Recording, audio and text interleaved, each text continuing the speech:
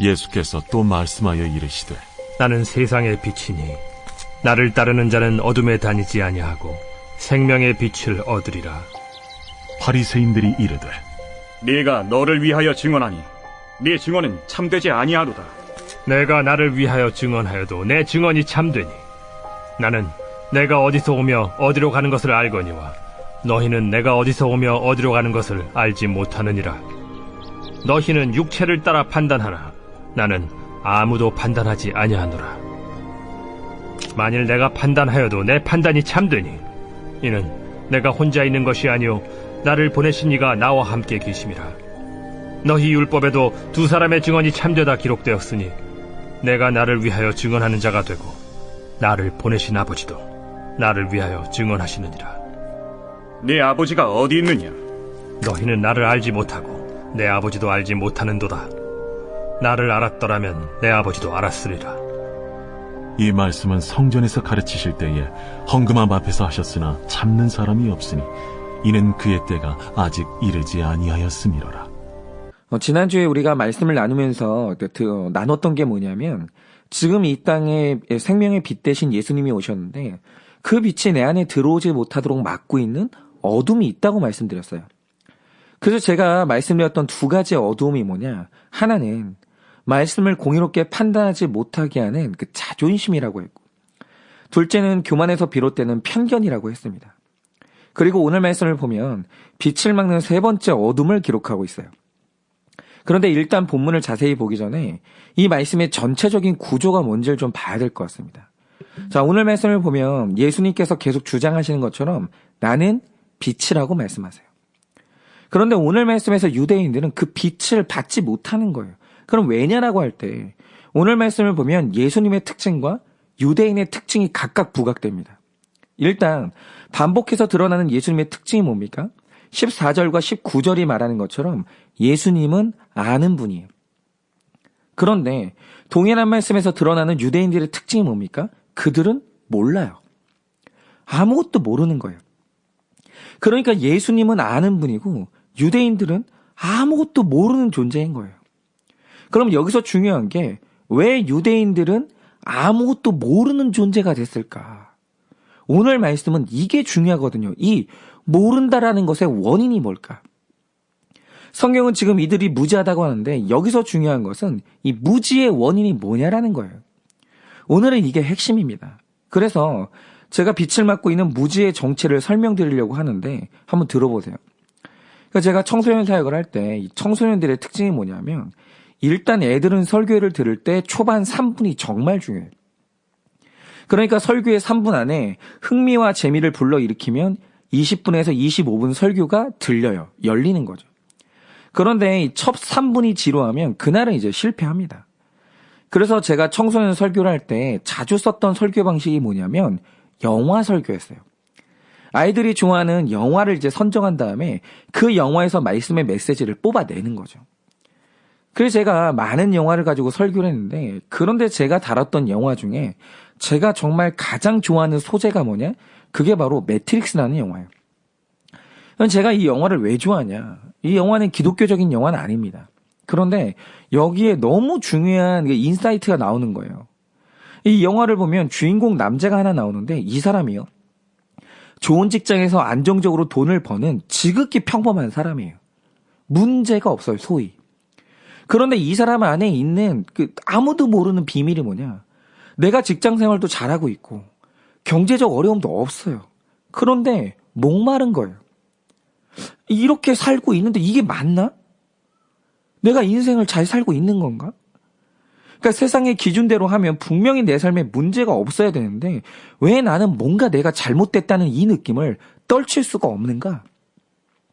이렇게 주인공 남자가요. 뭔가 만족이 안 되는 목마름에 시달리는데 원인을 몰라요. 그러다가 주인공이 모피어스라는 남자를 만나게 되는데 놀라운 사실이 뭐냐?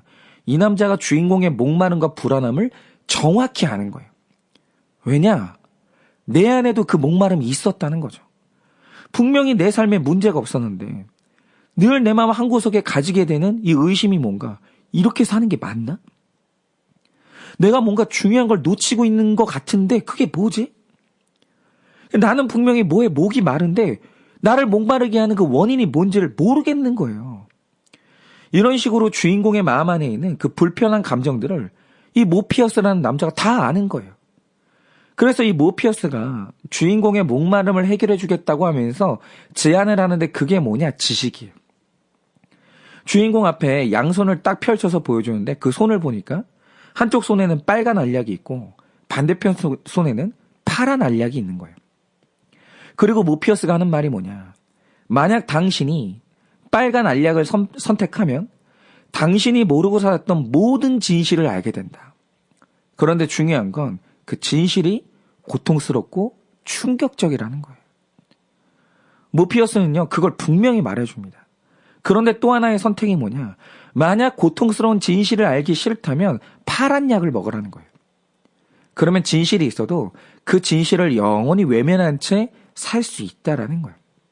단지 목마름을 조금만 감수하면 되는 거죠. 이렇게 선택을 할 수 있게 해줍니다. 그래서 이 수많은 사람이 모피어스의 제안 앞에서 어떤 사람은 진실을 마주하는 길을 택하기도 하고 어떤 사람은 그냥 진실을 외면하고 일평생 모르고 눈 감고 사는 걸 선택해요. 그런데 주인공이 선택한 게 뭐냐? 도저히 이 목마름을 참을 수가 없어서 진실을 마주하기로 선택합니다. 그래서 빨간 약을 삼키자 눈이 밝아지면서 진실을 보게 되는데 내 삶의 진실이 뭐였는가? 그동안 내가 잘 살고 있다고 말했던 모든 말이 거짓이었던 거예요. 사실 나는 완전히 악한 힘에 사로잡혀서 서서히 죽어가고 있었다는 충격적인 사실이 밝혀집니다. 그런데 그 사실을 알게 되니까요. 주인공이 이제 예전처럼 살 수가 없는 거예요. 그냥 마음 놓고 만족하면서 살 수가 없는 거죠. 이제는 나를 사로잡은 이 악한 힘에서 벗어나기 위해서 훈련도 해야 되고 그것들이 주는 편안한 인생을 다 거절해야 되고 이전보다 훨씬 더 어려운 삶을 살아야 되는데 이 중요한 사실은 뭐냐? 이 주인공이 자유를 얻었다는 거예요. 그리고 어디로 가야 되는지 정답과 방향을 얻었다는 거죠. 그런데 제가 이 장면을 보면서 오늘 본문과 관련된 굉장히 중요한 사실 하나를 깨닫게 됐어요. 여러분이 오늘 말씀을 보시면 12절이 어떻게 시작합니까? 예수께서 또 말씀하여 이르시되 라고 하면서 또라는 표현을 써요. 그러면 이 말 뜻이 뭐겠습니까? 지금 예수님이 예루살렘 성전에서 유대인들에게 뭔가 말씀하시는 중이에요. 그 초막절에. 여전히 초막절을 명절을 지키는 가운데가 이 배경이에요.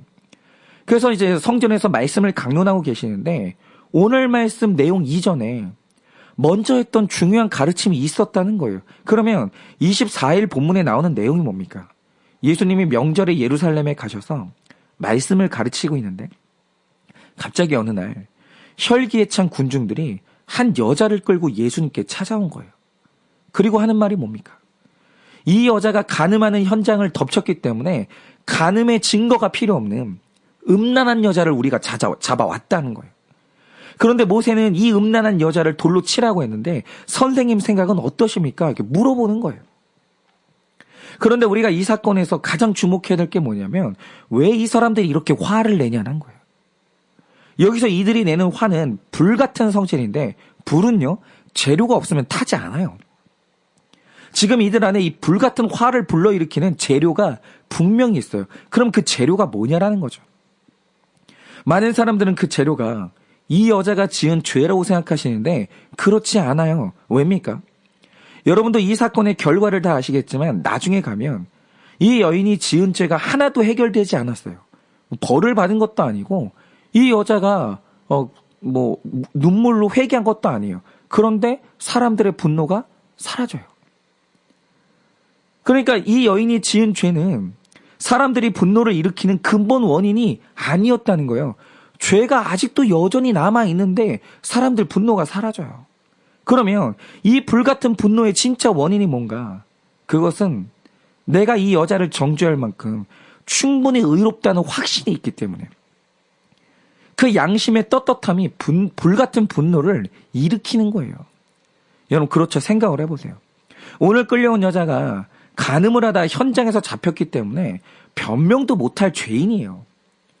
그런데 이 여자 앞에 간음한 다른 여자가 또 잡혀왔다고 하죠. 그러면 처음 잡혀온 여자 안에 상대를 정죄하는 분노가 일어나겠습니까? 죽어도 못 일어나죠. 왜입니까? 내 안에 분노의 재료가 되는 떳떳함, 자기 의의가 없거든요. 내가 100% 죄인 걸 아는 사람은 분노가 안 일어나요. 그러니까 오늘 분노하는 군중들을 완전히 사로잡고 있는 게 뭔가, 나는 이 가늠한 여자와 질적으로 다른 의인이고 내 삶을 떳떳하다는 자신감이 군중을 완전히 지배하고 있는 거예요. 그 떳떳함이 분노를 불러일으키는 거죠. 그런데 이들의 불행이 뭐냐? 자, 나는 잘 살고 있었고 나는 의롭게 살았다는 확신을 가지고 오늘 예수님께 왔어요. 나는 이 여자를 향해서 화낼 자격이 있는 사람이에요. 그러자 어제 말씀에서 예수님이 하신 일이 뭔지 아십니까? 이렇게 말씀하시죠. 그래, 돌로 쳐. 치는데 이 중에서 죄 없다고 자신할 만한 자가 가장 먼저 돌을 쳐. 이렇게 말씀하신 거예요. 그러자 8장 9절을 보면 양심의 가책을 느낀 어른으로 시작해서 젊은이들까지 하나씩 사라지면서 마침내 다 사라져요. 그런데 제가 주목하는 것은 이 결말이에요. 이 결말. 지금 이들이 돌을 내려놓고 사라졌대요. 그런데 여러분이 보실 때는 이게 회개라고 생각하십니까? 아니요. 만약 예수님이 던진 질문에 가늠한 여자뿐만 아니라 나도 똑같은 죄인이었구나, 이 진실을 인정하고 직면했으면 사라지면 안 되죠. 가늠한 여자가 엎드린 그 자리에 같이 엎드려서 죄를 자복하고 예수님께 구원의 길을 물어야 될 거 아니에요. 그런데 이들은 회개하지 않고 사라졌어요. 그러면 이 행동의 의미가 뭐겠습니까? 아까 모피어스처럼 예수님은 충격적이고 아프지만 진실을 직면할 수 있는 기회를 줬어요. 나를 사로잡고 있는 절망적인 죄에서 벗어날 기회를 준 거예요. 그런데 이들이 선택한 게 뭐냐? 진실을 아는 빨간 약이 아니라 진실을 외면하는 파란 약을 선택한 거예요. 그러니까 지금 이들이 무지를 선택했는데 이 무지는 뭐냐? 어린아이들이 처음 세상에 태어났을 때 경험하는 불가피한 무지가 아니에요. 무지한 게 편하니까 그 무지를 선택한 의도적인 무지라는 거예요. 예를 들어서 우리가 가끔 TV를 보면 이 아프리카에 식량이 없어서 뼈만 남은 몸으로 죽어가는 끔찍한 아이를 보여주면서 이 후원을 요청하는 이 유니세프의 광고를 볼 때가 있거든요. 그러니까 그 광고는 이 세상에 존재하는 또 하나의 충격적인 진실을 말해주는 거예요. 그런데 그때 수많은 사람들이 그 광고가 나올 때 하는 행동이 뭔지 아십니까? 그 장면을 보면 너무 마음이 아프고 이걸 끝까지 다 보면 내가 이 사람들한테 후원을 해야 되는 이 금전적인 부담이 생기니까 그 장면이 나오자마자 리모컨으로 화면을 돌려버려요. 안 보는 거죠. 그러면 도대체 그 광고 내용이 뭔지를 모르게 되고 안 봤으니까 잊혀지는 거예요. 이게 뭐냐? 이것은 불가피한 무지가 아니라 의도적인 무지인 거예요. 현실을 마주하는 게 너무 충격적이고 힘드니까 내가 무지를 선택을 하는 거예요. 그런데 이런 의도적인 무지, 이 어두움이 뭐냐? 이게 바로 회피예요.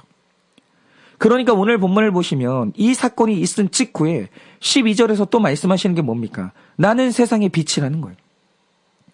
내 입에서 나오는 말은 18절 말씀처럼 하나님 아버지도 증언해 주시는 진실이라는 거예요. 그래서 이 진실을 받아들이면 절대로 무지 가운데 죽지 않고 생명을 얻는 빛을 얻게 된다. 이렇게 말씀하십니다.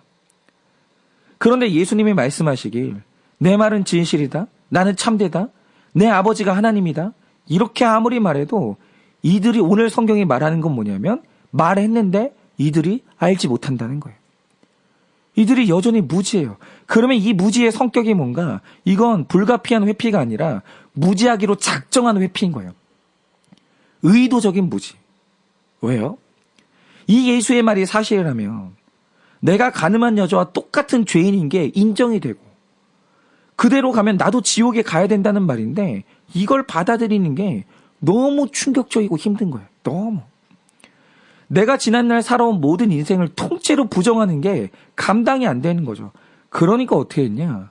진실을 외면한 채 회피하는 거예요. 그러니까 오늘 당장이라도 사람에게는요, 죄에서 벗어나 회개하고 구원에 이를 방법이 있어요. 그 방법이 뭐냐? 알면 돼요. 그리고 예수님이 제시한 방법대로 직면하고 마주하면 그는 반드시 100% 구원받아요. 그런데 예수님이 말하는 구원 방법의 첫 시작이 뭡니까? 내가 100% 죄인인 걸 인정하는 거예요. 그런 나를 직면하는 거예요. 그런데 이 사람이 죽는 이유가 뭐냐면 그 안에 내 진실을 마주하지 못하게 하는 회피의 어둠이 있으니까.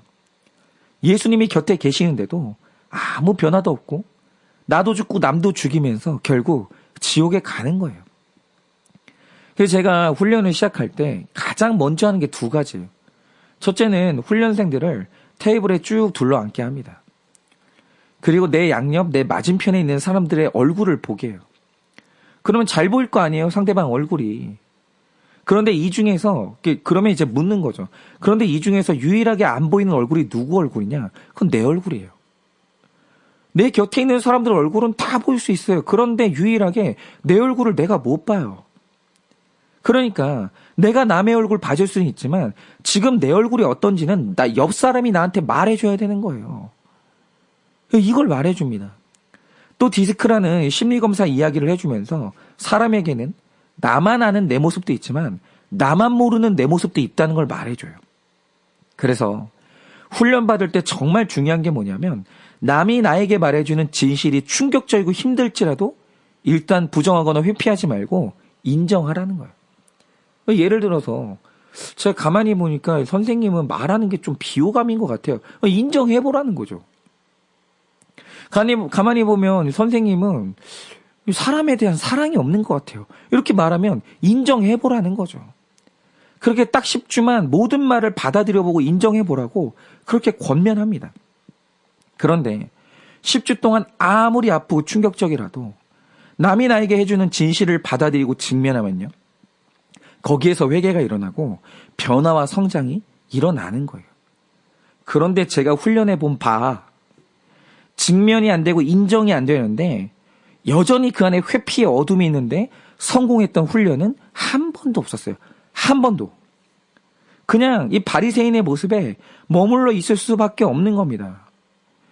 회피가 남아있으면 빛이 들어갈 수가 없는 거예요. 여러분은 어떠십니까? 오늘 말씀을 보니까 예수님은 세상의 빛이라고 했는데 그 빛을 통해 드러난 유대인들의 진실은 충격적인 것이었고 너무나 수치스러운 것이었어요. 예수님 앞에 나온 사람 중에 그래도 너는 의롭구나. 그래도 너는 꽤 괜찮은 삶을 살았구나. 이렇게 인정받은 사람은 아무도 없었어요. 그리고 빛 대신 예수님을 통해 내 안에 드러날 진실도 마찬가지예요. 그러면 여러분은 이 진실을 회피하시겠습니까? 아니면 어둠을 벗어나 빛을 얻으시겠습니까? 여러분 이 시간 바라기는 말씀의 빛으로 드러나는 나의 죄를 회피하지 마시고 그 빛을 정면으로 직면하셔서 회개와 변화 가운데 생명과 변화의 빛을 얻으시길 예수님의 이름으로 축원을 드립니다.